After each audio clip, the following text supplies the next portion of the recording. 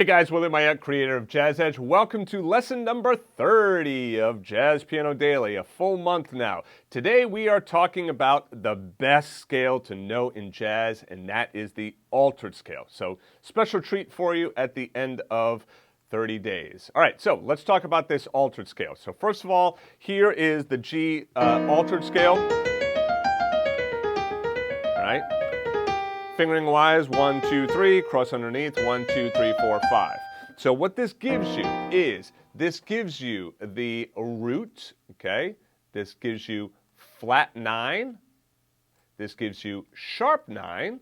You're going to see how you get all of your tensions. Gives you the third, sharp 11. This also gives you flat 13. And then this gives you, I'm just going to call it the 7th, all right? It's really the flatted 7th, right? But we know it's 7th, okay? So you get flat 9, sharp 11, flat 13 in there. So if you look at that scale, you see that we have the root, the third, the 7th in the scale. So you can see how you have your basic G7 chord right there. You got all the notes you need for your G7. Now, rather than putting in like, you know, the 4th, the 5th, natural 13, the way the Mixolydian scale does, no, now we're putting in a lot of tension. Flat 9, sharp 11, flat 13, and then finally we double the root up there. So let's just start by playing the chord and playing the scale.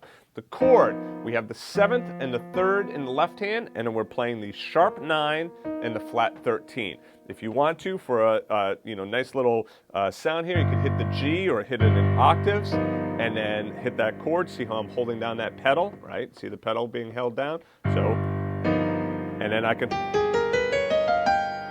play it up like this, even if I hold the pedal down, or do that. 1, 2, 3, 1, 2, 3, 4, 5. All right, so now let's get into how we form this scale. All right, there's 3 steps in forming this scale. The first step is whatever altered scale you want to form, go up a half step from that note. So if I want to form a G altered scale, I go up a half step to A flat. All right, first step. Second step, and then once I'm on that step here, right, the A flat, I need to create my major scale on that note. See how it's so important that you know those major scales. So there's my A flat major scale. So again, I want to form the G altered scale. So I go up a half step, I create an A flat major scale. Okay, step 2 is I make this an A flat melodic minor scale, which basically means I just take the 3rd of the chord and I flat it. Okay, that's it. So the 3rd of the chord, or the 3rd of the scale, and I flat it. So I'm playing a B natural or C flat. You see it in parentheses there. And then I just start it on G. So see how I get rid of the A flat up there, get rid of that top A flat, and just start the scale on the G. So rather than do that, start there. And there are the notes of my G altered scale.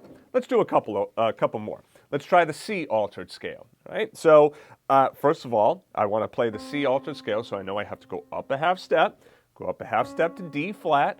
I form a D flat major scale. Then I take the 3rd of the scale, I flat it, and then rather than starting the scale on D flat, I want a C altered scale, so I start it on C and get rid of this note up top. Okay? I mean, you can keep the note up top because you see it's part of the scale, but it's just going to feel a little bit weird to do that. And there's my C altered scale.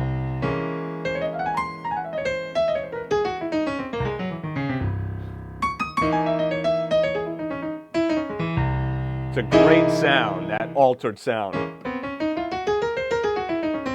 All right, let's do another one. How about F altered? Okay, so again, I go up a half step, create a G flat major scale there. Okay.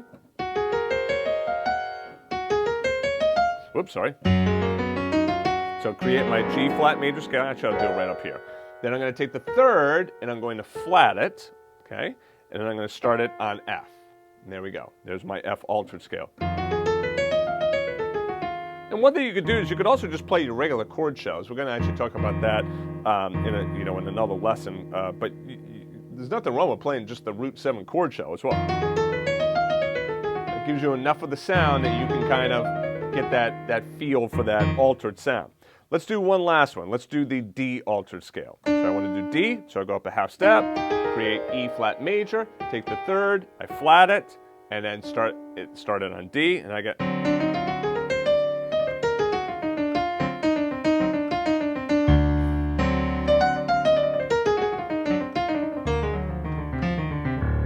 Right? Super, super awesome sound.